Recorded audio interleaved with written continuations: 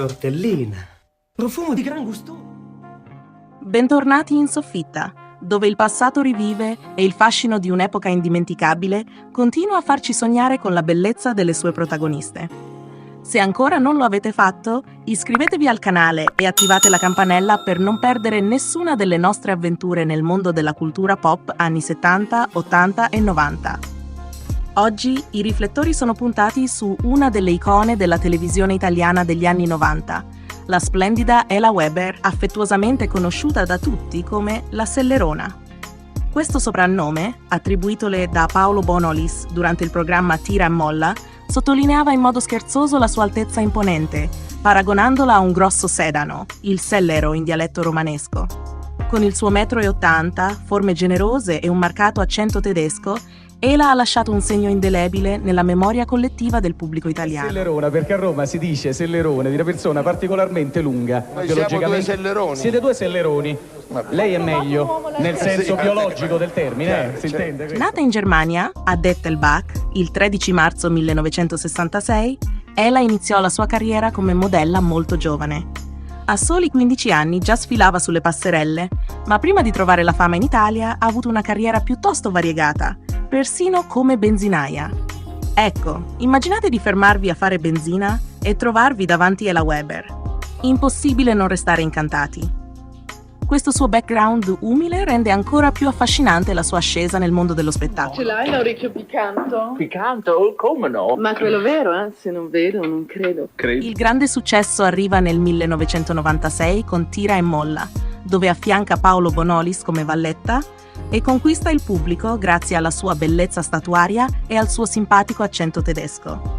Non dimentichiamo che quegli anni erano pieni di showgirl, ma Ela si distingueva per la sua spontaneità e per quell'ironia che la rendeva diversa dalle altre. Lei sapeva giocare con la sua immagine, prendendosi anche un po' in giro.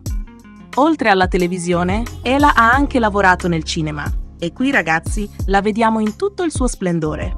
Tra i suoi film più noti ci sono Uomini senza donne, 1996 di Angelo Longoni, e A spasso nel tempo, 1996 di Carlo Vanzina.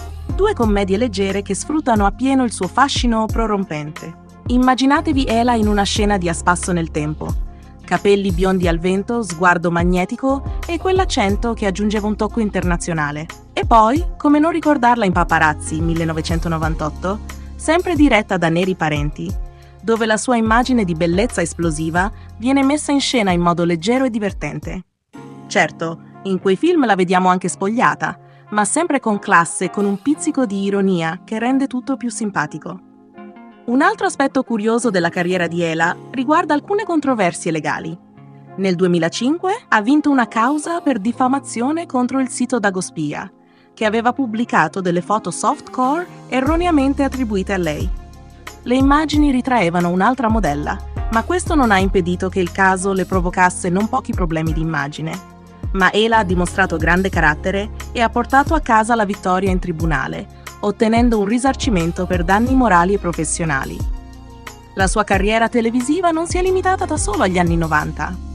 Ela ha continuato a essere un volto noto del piccolo schermo, partecipando a numerosi reality show, tra cui La Fattoria nel 2004 e L'Isola dei Famosi nel 2008.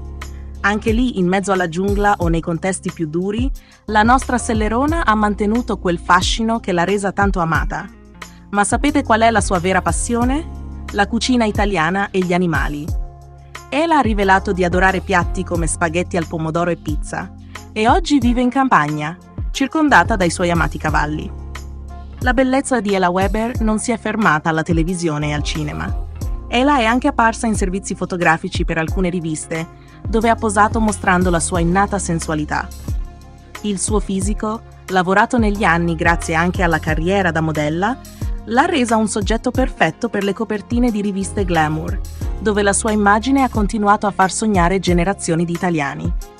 Ela Weber rimane un'icona della televisione italiana degli anni 90, una figura che ha saputo mescolare bellezza, ironia e forza di carattere. E anche se oggi vive lontana dai riflettori, il suo ricordo è ancora vivissimo nei cuori di chi ha vissuto quegli anni straordinari. La Sellerona ci ha insegnato che si può essere belle e forti, simpatiche e sensuali, senza mai prendersi troppo sul serio. Se questo tuffo nel passato vi è piaciuto, lasciate un like e fateci sapere nei commenti quale altra star vorreste che fosse protagonista della prossima puntata. E ovviamente iscrivetevi alla Soffitta di Pippo per non perdere nessuna delle nostre avventure nel mondo delle dive degli anni 70, 80 e 90. Alla prossima, qui in Soffitta, dove il passato continua a farci sognare.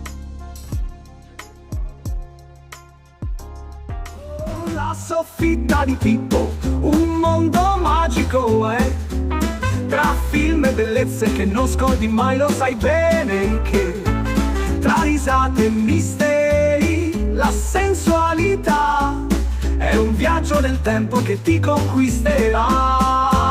Iscriviti al canale, non te ne pentirai, nella Soffitta di Pippo emozioni troverai.